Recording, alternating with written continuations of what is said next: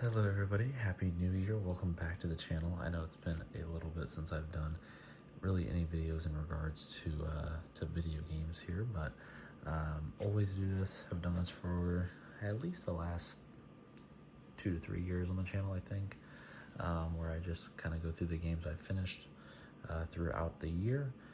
So obviously for 2025, very lackluster in my opinion in terms of what my goal was, or expectations I should say, and what I actually finished this year. Super busy year, just personal life, work, all kinds of stuff, but I did play a lot of games. I just didn't finish a lot of games, so that makes sense. But move this over to the side. Obviously you see what's on top, but yeah, we finished only 7 games this year, so pretty low number. I think last year was, I think 14 to 16 around there.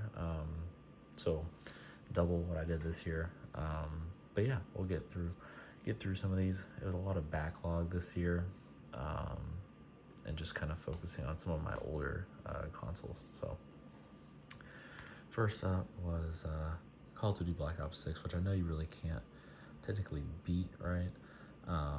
But I just count it as like the campaign. So beat the campaign, obviously not a big deal there.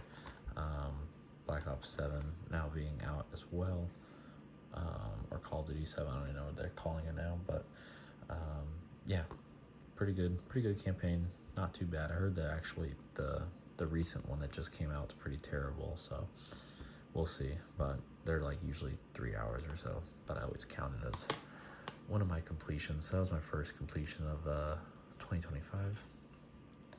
Second one was Killzone Shadowfall. Actually a very old game, one of the originals that came out for the PS4. I never got around to playing it. Really good campaign. I actually enjoyed it.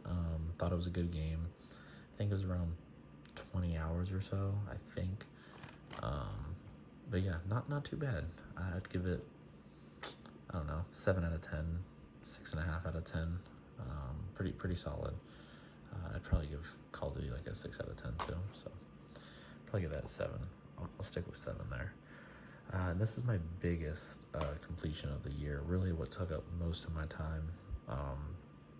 Put a lot of time into it before 2025, and then just decided to really grind it out and finish it. But really wasn't hard to. I enjoyed it a lot. That is Hogwarts Legacy. Really like this game. I didn't get around to completing all the little like minuscule things, but I did get a lot of it done. I feel like at least I'd say 85% of the game probably completed, which really isn't that bad. I'd give this probably an 8.5 out of 10 game. Really fun. I feel like some of the things might have got a little bit repetitive towards the end, like going into some of the bandit camps and doing the same thing over and over again. And I think that's kind of what kind of killed my spark to really do 100% completion. There was also a glitch in the game where you couldn't complete this one mission that was like super easy because it wouldn't lock on to the specific target that needed to lock on to. I don't even know how to explain it, but if you've had that issue, I've heard it's common. I looked it up and it's like you can't do anything. You have to like restart the whole game, and I was like, well, I'm not doing that. So didn't care enough to do so.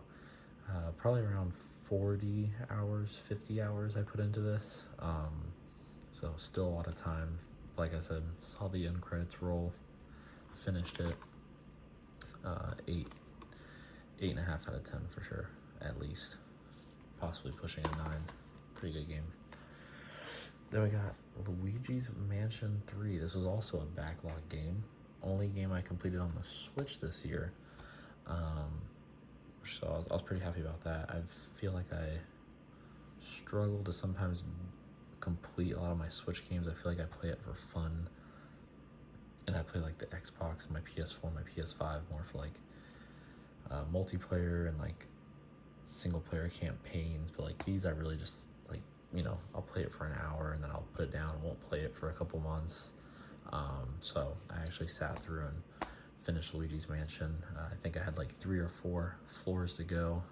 in the campaign and just grinded it out during around the Halloween time, I think, around like October, November, I did so. But yeah, really cool game too. I think like 40 hours at least. Probably give it about a 7.5, 8. Probably give it an 8. Really fun. I like the mechanics in this game a lot, and it definitely didn't feel like it was dragging at any point, so enjoyed that. Then we got Deliver Us the Moon. I was just trying to find some little games in my backlog that needed to get completed. This was actually not too bad either. It's really just a story mission. You just follow along. You do some little puzzles, little driving mechanics, floating mechanics. That was really about it. There's not much to it, but really good story. But kind of in regards to like gameplay and stuff. It's like really just a walking sim. But completed it, finished a few missions like back in I think 2024, and just never got around to actually like buying into it and continuing the campaign. So I'd probably give it like a 6.5, 7. I'll probably stick with 6.5 because I think I gave Killzone a 7, so that wouldn't be too fair. So yeah, 6.5, but not terrible. I think that was about 10, 12 hours, I want to say. So then we got Star Wars Racer and Commando Combo. So this counts as 2 games. I did play it on one disc because it was by one of the limited run. Made this kind of a physical copy. I believe that's what I got this from. But yeah, they did Star Wars Racer, Star Wars Republic Commando, 2 Star Wars classics. Racer, a lot of fun. Actually my first time playing both of these, which is crazy because they are remakes.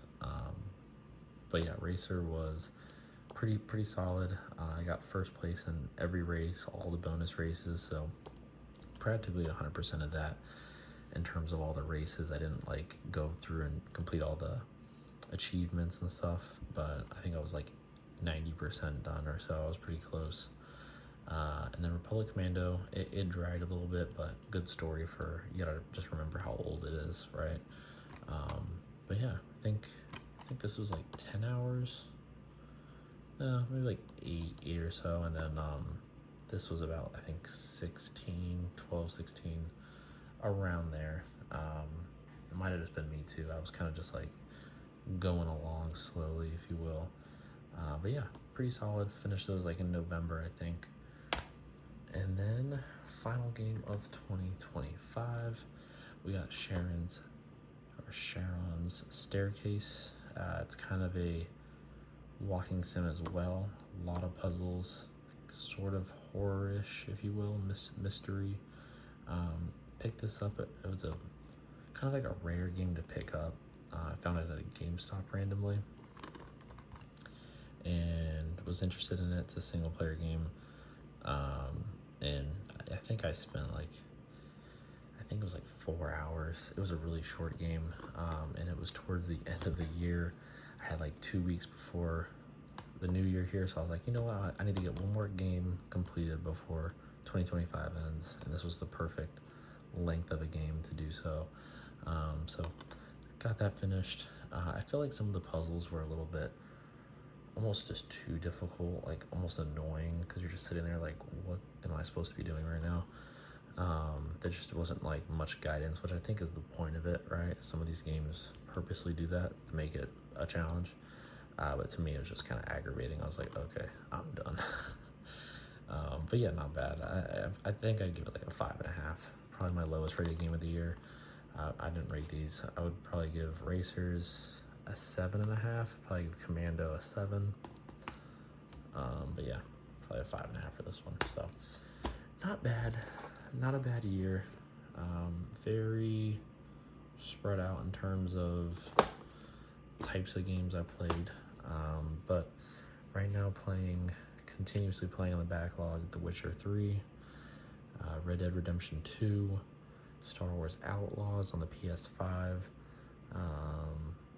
man, there's a few other games too. I just can't even think about it right now, but definitely hoping to get those done in 2026 and have a much bigger backlog completed. So thank you everybody for watching. Happy New Year, and stay tuned for more videos like this in the future.